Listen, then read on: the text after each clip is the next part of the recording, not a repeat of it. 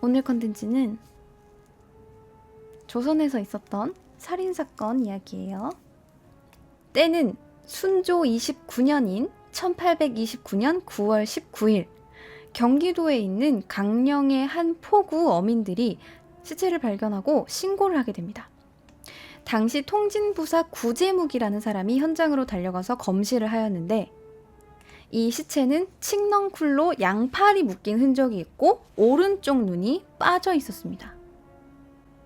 바다에서 건져 올린 시체였는데 얼마나 바다를 떠돌아다녔는지 물에 퉁퉁 불어있는 상태였어요. 이에 구제묵은 범인이 피해자를 칡넝쿨로 결박하여 죽이고 물에 던졌다라고 생각하고 임시로 이 시체를 매장을 한 뒤에 경기도 관찰사에게 보고를 하게 됩니다. 그리고 이 보고를 받은 경기도 관찰사 김렴은 통진부사 구제묵에게 사건을 조사하게 시킨 뒤 각 고을마다 공문을 보내서 이 시체의 가족 혹은 지인들은 시체를 찾아가라라고 지시했어요. 그러나 가족이나 지인이 나타나서 이 시체를 찾아가기도 전에 뜬금없이 강화 유수에게서 이상한 보고서가 하나 올라오게 됩니다. 9월 21일 썰물에 익사한 세 구의 시체가 표류해 왔는데 특이하게도 칡넝쿨이나 사무로 꼰 새끼로 손목을 결박한 흔적이 있다는 겁니다. 다행히도 이 세 구 중에 한 구의 시신에게서 호패가 발견되었는데 그는 한산에 살던 59세 남성이었고 이름이 양귀룡이라 합니다. 이에 김렴은 이 두 사건이 연관이 되어 있다고 생각을 하고 각 고을로 사람들을 보내서 범인을 수사하라는 명령을 내립니다. 하지만 보낸 사람들에게서 별다른 보고는 없었고 이대로 미제 사건이 늘어나는가 싶었는데 이번에는 시신이 발견된 건 아니지만 뭔가 기이한 보고서가 하나 올라옵니다. 9월 28일 한강으로 배를 오가면서 장사를 하던 김종형과 김득성이 경기도 관찰사에게 신고를 한 거예요. 지난 8월 21일 이들은 쌀을 사다가 한양에 팔기 위해서 쌀을 거래하는 돈인 무미전 17,300냥과 14명의 뱃사공을 배에 실어서 보냈는데 열흘이면 충분히 돌아올 수 있는 거리임에도 배가 이상하게 한 달이 지나도록 돌아오질 않는다는 겁니다. 그래서 경기도 관찰사 김렴은 이를 기이하게 생각해서 배를 탐문한 결과 파괴된 선척이 강령포 바다에 버려져 있고 이전과 마찬가지로 결박당한 시신 10구 정도가 해안으로 떠밀려온 사실을 알게 됩니다. 이들은 모두 같은 수법으로 살해를 당한 것이고 함께 희생당한 피해자 중 한 구가 가장 처음 통진에서 발견되어서 통진부사가 검험했던 거고요. 다른 한 구는 백성이 우연히 발견해서 묻어두었고 또 다른 세 구는 강화의 장곳포라는 곳에 표류해 왔는데 신고를 한 김득성에 의하면 그들은 모두 칡넝쿨로 결박되어 눈과 이빨이 모두 뽑혀 있었으며 입은 찢어지고 얼굴은 깨뜨려진 상태였고 선체는 강령포에 사는 임만석 등 8명이 탈취해 갔다는 거예요. 이 사건이 보통 일이 아님을 직감한 경기도 관찰사 김렴은 이제 경기 가명의 종사관과 포도군관들을 파견하게 됩니다. 포도군관이라고 하면 좀 여러분들이 포도군관이 뭐 하는 사람이지 싶을 거예요. 포도청은 뭐 하는데요? 라고 하셨는데 일단 조선시대의 사법기관은 의금부, 한성부, 형조, 포도청 등등이 있습니다. 지방에서는 각 도의 감령과 관아가 사법기관 역할을 하는데 포도청은 지금으로 따지면 경찰청 정도예요. 포도청에서는 도적을 예방하고 검거하는 일을 합니다. 형조에서 판결을 내리면 검거해서 형을 집행하게 되는데 기본적으로는 도성의 치안을 맡고 있으나 조선에서 일어난 범죄의 80%는 지방에서 발생했고 종종 중대한 범죄자들 같은 경우에는 포교들을 지방으로 파견해서 범죄자를 검거하기도 했습니다. 쉽게 말해서 도성만 지키는 이 경찰청 사람들을 뭔가 흉악한 범죄가 생기면 지방으로 파견도 했다는 거예요. 그리고 이 사건 역시 포도공관들을 파견을 보낸 겁니다. 하지만 이러한 포도청 포교들을 파견을 해도 별다른 소득이 없자 경기도관찰사 김념은 본인이 직접 나서기로 합니다. 통진으로 가서 종사관에게 농사꾼 변장을 하고 수사를 하도록 지시를 했고, 본인은 배를 타고 강화도로 넘어와서 따로 조사를 했는데, 그러던 중 종사관이 선체를 탈취해 갔던 임만석 등 8명을 검거했다라는 소식을 알려옵니다.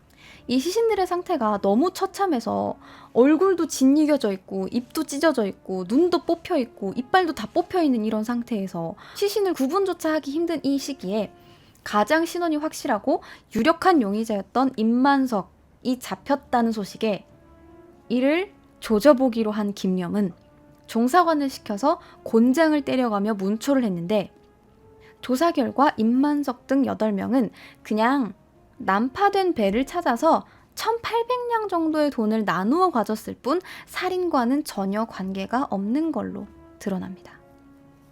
하지만 아무리 살인과는 연관이 없다 하더라도 시체를 보고도 일단 모른 척했고, 두 번째, 관아에 고하지 않았고, 세 번째, 타인의 재물을 몰래 가져갔다는 점 등을 근거로 임만석은 잡혀 들어갔고, 그나마 가장 신원이 확실하고 관계가 있어 보였던 임만석이 살인과 관계가 없는 것으로 드러나자 이제 슬슬 좀 다른 가능성을 생각을 해봐야겠죠. 생각해 봅시다. 일단 시체가 불어 있는 것으로 보아 바다에서 오래 표류하던 시신일 겁니다. 죽여서 바닷가에 버려뒀다고 시신이 그렇게 퉁퉁 불 수 있을까요? 아니죠. 그리고 같은 방법으로 살해된 시신이 여기저기서 발견된 것으로 보아 분명 바다에서 참변이 생겼고 그들은 파도에 휩쓸려서 여기저기로 퍼진 걸 거예요. 그죠? 해상에서 약 14명 정도의 선원이 타고 있는 배를 납포해서 10,000냥이 넘는 돈을 약탈하고 선원들을 묶어놓고 신원도 확인하지 못하게 얼굴을 훼손시킨 것으로 보아 범행이 또 우발적이어 보이지도 않습니다. 자, 그렇다면 바다 위에서 이렇게 폭력적으로 사람들을 죽이고 돈을 빼앗을 수 있는 무리는 누가 있을까요? 바로 해적이겠죠. 이 흉흉한 사건은 순조의 귀에도 들어가게 되었고, 순조는 서해안 일대에 군대가 주둔하고 있는 진영에까지 이 범인들을 검거하라는 명령을 내립니다. 그러나 이 범인들은 쉽게 검거되지 않았고 민심만 흉흉해져서 김념은 매일같이 수령들을 닥달해댔고, 김념이 있던 강화의 포교들은 강화 일대를 변장하고 누비면서 탐문 수사를 했고, 그렇게 통진과 파주 문산포까지 진출하게 됩니다. 그렇게 마침내 11월 9일 시체가 발견된 지 약 한 달 반 만에 강화 유수 신위가 수적 김수온 등 5명을 체포했다라는 보고를 올렸어요. 이들을 잡게 된 데에는 같은 패거리였던 이명상이라는 사람의 고발이 상당히 중요한 역할을 했다고 합니다. 이 이명상이라는 사람은 원래 김수훈이 계획했던 해적질이나 도적질을 함께 하던 사람이었는데, 단순한 도적질에는 동조하였으나 일이 뭔가 점점 커지는 것 같자 불안해져서 이들을 고발한 겁니다. 그렇게 내부 분열이 일어나서 김수훈과 박완식, 김이온, 박창인, 김철 등 5명을 파주 문산포에서 추적해 체포했으며 모두 잡았을 뿐만 아니라 10만 냥에 해당하는 작물인 증거품도 압수했고요. 이런 것들을 대신 팔아주고 넘겨준 작물합의까지 함께 적발하여 수적질이라는 범죄 사실 자체에는 입증하는 데 문제는 없었어요. 하지만 자백을 받아내야 했기 때문에 신위는 김수온의 곤장을 때리면서 추궁을 했고, 결국 잡아온 5명 서로 간에 대질신문을 통해 자백을 듣게 됩니다. 이 도적 김수온의 주도로 박완식, 김이온, 박창인, 김철 이 5명이 14명의 선원을 결박하여 바다 한가운데에 죽여 던져놓고 10,000냥 정도의 돈을 탈취했다라는 겁니다. 그런데 이들의 죄가 워낙 잔혹하고 대담했기 때문에 원래는 지방관청으로 이송이 됐었어야 했었던 그들을 순조가 직접 흉악한 도적들을 포도청으로 압송해 조사해라 라는 명령을 내렸고, 포도대장들이 나오게 됩니다. 우포도대장의 이유수, 좌포도대장의 유화원이 임명되어 함께 이 둘이서 김수온과 도적들을 조집니다. 이 이유수라는 사람은 홍경래의 난을 토벌할 때 공을 인정받아서 포도대장에 임명됐고, 이때부터 헌종 때까지 계속해서 포도대장과 훈련대장 등을 약 7차례 정도 역임을 하고 공소판서 금위대장까지 지낸 사람입니다. 근데 이 사람에 대한 언급이 기록에는 그렇게 많지 않고 있다 하더라도 부정적인 언급이 거의 없는 것으로 보아 그냥 정말 자기 일만 하는 아주 강직하고 청렴했던 무신으로 보입니다. 그러한 일벌레인 그가 작정하고 사람을 잡아 족치니까 이 김수온이 범행 일체를 처음부터 끝까지 상세하게 자백하게 됩니다. 자, 이 김수온이라는 사람은 원래는 상인이었다고 해요. 소가죽과 홍삼을 가져다 파는 일을 했었다고 합니다. 근데 장사가 어디 쉽습니까? 정신 똑바로 차리고 해도 모자랄 판에 술 마시고 도박하고 여자 만나느라 장사에 실패해서 싹 다 말아먹었고, 전 재산을 탕진한 뒤에는 장사를 포기하고 멍 때리면서 강화의 나루터에서 여기저기 물자들이 거래되는 것을 지켜보다가 그 근방에서 어수룩한 상인들 돈을 삥 뜯고 물건을 빼앗아서 자릿세를 매겨가며 사람들을 갈취하는 무례배들이랑 어울리게 됐어요. 이 무례배들과 어울리면서 술꾼이 되어가고 있었는데, 그러던 중 이 무례배들 중에 완력이 있고 꾀가 많은 박완식 형제와 안광식, 임득철, 김금철, 장천운, 장연암 등 한 10명 정도를 모아서 이 10명이서 돼지를 하나 잡아서 제를 지내면서 도원결의를 지낸 거예요. 아니, 대원결의를 한 거죠. 이들은 서해안 일대를 오가면서 해적질을 하기 시작했고, 그쯤에 차여진이라는 사람이 쌀을 사기 위해서 큰 돈을 들고 돌아다닌다라는 정보를 입수하게 됩니다. 이게 그 두 번째 쌀 사는 돈 10,000냥 정도와 선원 14명을 배에 실어 보냈다는 김종형과 김득성이 관련된 배입니다.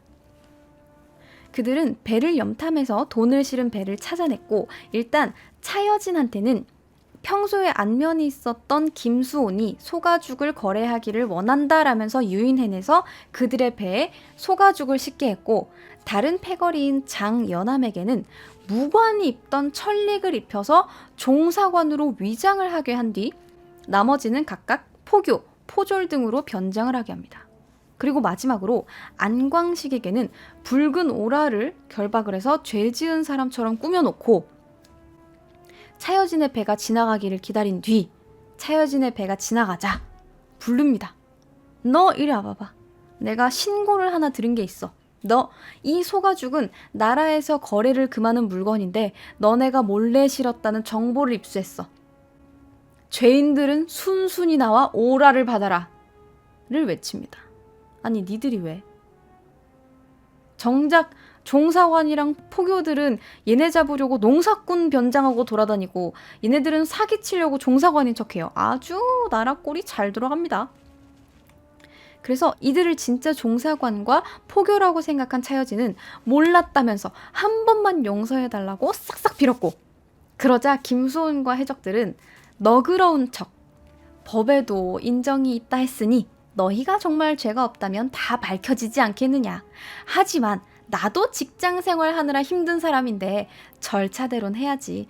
일단 포도청으로 좀 가자 라면서 뱃사람들을 반항하지 못하도록 달래놓고 한 명 한 명 결박합니다. 그리고 전부 결박을 끝내자 본색을 드러낸 거죠.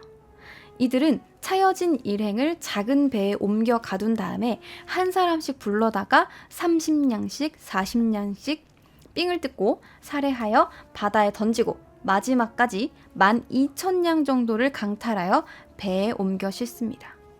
김수온과 무리들은 이렇게 약탈한 돈을 가지고 이런저런 물건을 사기도 하고 집에 보내기도 하고 집안 살림을 마련했다고도 합니다.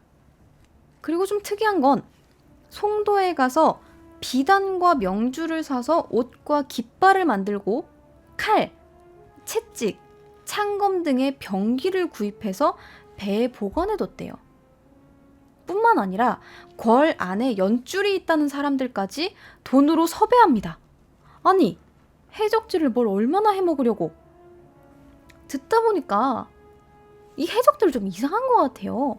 무슨 대원결의를 했다질 않나, 종사관 흉내를 내서 10,000냥이 넘는 돈을 약탈했다질 않나, 이번에는 옷이랑 깃발을 맞췄대요. 뭐 회사 팀복이에요, 뭐예요. 그래서 얘네들이 심상치 않음을 직감한 포도대장들은 이들을 좀 더 강하게 문초했고, 그들이 왜 이런 일을 했냐라는 질문에 사실 수적으로 만족하지 않고 한양으로 쳐들어가려고 했다라는 사실을 듣게 됩니다. 정신이 나간다 봅니다. 해적을 잡았더니 예비 대역죄인이었어요. 반역입니다. 이 두 포도대장들은 경악했으나 김수온 등은 포도청에서 살인과 재물을 탈취할 계획, 도당을 모아 진영을 공격할 모의, 군기, 전복을 준비하고 수만금의 재물을 약탈한 사실을 자백합니다. 그래서 이들은 수많은 사람들을 죽이고 미리 계획을 짜려고 병서랑 지도 같은 걸 다 모아가지고 간직해뒀고, 옷도 싹 다 맞추고 깃발까지 맞춰서 배를 정박시켜두고 그걸 다 준비하고 있었던 거예요. 뿐만 아니라 이 일을 도모한 7명의 사람들을 호복을 입힌 다음에 창검을 지참해서 숭례문 안으로 밤에 몰래 들어가서 쌀가게에다가 불을 지르려고 했어요. 쌀가게에다 불을 지른 다음에는 근처 또 다른 가게에 불을 지르고, 사람들이 불이야 하면서 난리가 난 사이에 세문 밖으로 나가서 배를 타고 달아나면 나라에서는 전쟁이라도 났다 생각해서 이를 수습하느라 근방의 치안이 마비될 테고, 그 틈을 타서 도망치는 자기들을 잡지 못할 거라고 생각을 했던 거예요. 그 타이밍에 더욱더 본격적으로 도적질을 하려고 했던 거죠. 그래서 도성에 침입해서 약탈하기로 한 계획까지 세우기도 해서 이미 사람들까지 다 모아놨어. 그래서 결국 이들의 죄는 살인 및 재물 탈취, 도당을 모아 진영을 공격할 모의, 국가 전복 모의죄 등등, 성 안에 들어와서 방화를 저지르려고 했던 것, 민심을 흔들려고 했던 점 등등을 모아서 모반 대역으로 죄명이 결정됩니다. 나라를 전복시키려고 했었다라는 죄명이 붙습니다. 이제 인생 끝났습니다. 때문에 이들은 해적치고는 아주 예외적으로 의금부에 넘어가게 됩니다. 해적으로서 할 수 있는 나쁜 짓은 다 한 거예요. 원래는 그냥 그 도 내에서 어떻게 그냥 끝났어야 됐을 일을 포도청까지 가고 그 마지막엔 의금부까지 간 거예요. 이들은 평범하게 살인을 저지른 게 아니라 모반 대역이기 때문에 그 결과 김수호는 능지처참을 당했고요. 나머지 잔당들 역시 참수하여 효수를 한 뒤 본보기로 삼았다고 합니다. 다만 이 사건을 밀고해서 김수온 일당의 검거에 도움을 준 이명상만이 정상 참작되어 유배형으로 마무리가 되었다고 합니다. 근데 이런 실록에 수적이라고 기록된 해적들은 종종 있었어요. 이 김수온이 상당히 잔혹한 일을 저질렀기 때문에 의금부까지 압송을 했고 해적 중에서는 꽤나 유명한 사람이 됐는데, 이 김수온 말고도 뭐 성종 때라든지 아니면 광해군 때에도 이러한 해적들이 있었어요. 이러한 해적들이 나라 민심을 상당히 흉흉하게 했기 때문에 광해군 때에는 이런 보고가 올라왔어요. 해적들이 어선을 약탈할 뿐만 아니라 사람까지 죽이고 잡아가기까지 했습니다. 근데 병사 권진경이라는 사람은 곤수로 있으면서 그러한 변고를 들었을 텐데 보고를 하지 않았습니다. 잡아다 국문해 주십시오라는 그런 보고까지 올라와요. 그러니까 해적을 잡아라가 아니라 해적을 보고도 듣고도 가만히 있었던 이 나라님을 처벌해달라는 겁니다. 일 똑바로 해라 이거예요. 그러니까 되게 해적 때문에 나라에 큰일이 났는데 자기 할 일을 하지 않는다라고 해서 보고가 올라가기도 했고 성종 때에도 이런 일이 있었어요. 이 도 내에 수적지를 너무 많이 해서 지금 백성들이 살 수가 없다고 한다. 이 신하들은 전부 계획해서 해적을 잡아 백성을 편안하게 하라. 이런 식으로. 그러니까 전라도 일대에서 해적들이 너무 많이 나타났기 때문에 그 근처 섬에 사람이 살 수가 없었대요. 자, 이렇게 해적질이나 도적질 등으로 나라를 상당히 혼란스럽게 만든 경우는 김수훈 말고도 꽤 있었는데요. 이 컨텐츠는 나중에 하도록 하겠습니다. 자, 어쨌든 오늘은 이렇게 해서 오늘 컨텐츠 마무리하도록 하겠습니다.